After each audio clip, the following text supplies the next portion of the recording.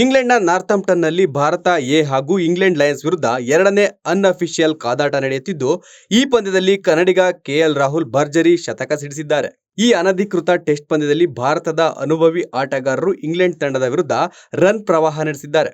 ಆರಂಭಿಕರಾಗಿ ಕಣಕ್ಕಿಳಿದ Jaiswal 17 run ಗಳಿಸಿ ಔಟಾದ್ರೆ Abhimanyu Eshwaran 11 run ಗಳಿಸಿ ಔಟಾದ್ರು. ಇನ್ನು ಕನ್ನಡಿಗರಾದ ಕರುಣ್ ನಾಯರ್ ಮತ್ತು ಕೆಎಲ್ ರಾಹುಲ್ ಉತ್ತಮ ಜೊತೆಯಾಟ ಆಡಿದ್ರು. ಕರುಣ್ 40 ರನ್ ಗಳಿಸಿ ಔಟ್ ಆಗಿದ್ದಾರೆ. ಇನ್ನು ಕನ್ನಡಿಗ ರಾಹುಲ್ ಭರ್ಜರಿ ಶತಕ ಸಿಡಿಸಿದ್ದಾರೆ. ಸದ್ಯ 58.2 ಓವರ್ಗಳಲ್ಲಿ 103 ರನ್ ಗಳಿಸಿದ್ದಾರೆ.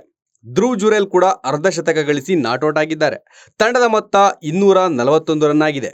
ಉಭಯ ತಂಡಗಳ ನಡುವೆ ನಡೆದ ಮೊದಲ ಟೆಸ್ಟ್ ಪಂದ್ಯ ಡ್ರಾದಲ್ಲಿ ಅಂತ್ಯವಾಗಿತ್ತು. ಹೀಗಾಗಿ ಈ ಟೆಸ್ಟ್ ಮೇಲೆ ಎಲ್ಲರ ಚಿತ್ತ ನೆಟ್ಟಿದೆ. ಈ ಪಂದ್ಯದ ಬಳಿಕ ಭಾರತ ಹಾಗೂ ಇಂಗ್ಲೆಂಡ್ ನಡುವಣ ಟೆಸ್ಟ್ ಪಂದ್ಯಗಳ ಸರಣಿ ನಡೆಯಲಿದೆ. ಐಪಿಎಲ್ನಲ್ಲಿ ಡೆಲ್ಲಿ ಕ್ಯಾಪಿಟಲ್ಸ್ ತಂಡದ ಪರ ಆಡಿದ್ದ ಕೆಎಲ್ ರಾಹುಲ್ ಎರಡನೇ ಅನಧಿಕೃತ ಟೆಸ್ಟ್ ಪಂದ್ಯದಲ್ಲಿ ಅಬ್ಬರಿಸಿದ್ದಾರೆ. ಹೀಗಾಗಿ ಈ ಆಟಗಾರನ ಮೇಲೆ ಎಲ್ಲರ ಚಿತ್ತ ನೆಟ್ಟಿದೆ.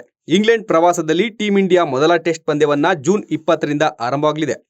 ಈ ಬಾರಿ ಇಂಗ್ಲೆಂಡ್ ಪ್ರವಾಸದಲ್ಲಿ ಟೀಂ ಇಂಡಿಯಾವನ್ನ ಶುಭ್ಮನ್ ಗಿಲ್ ಮುನ್ನಡೆಸಲಿದ್ದಾರೆ.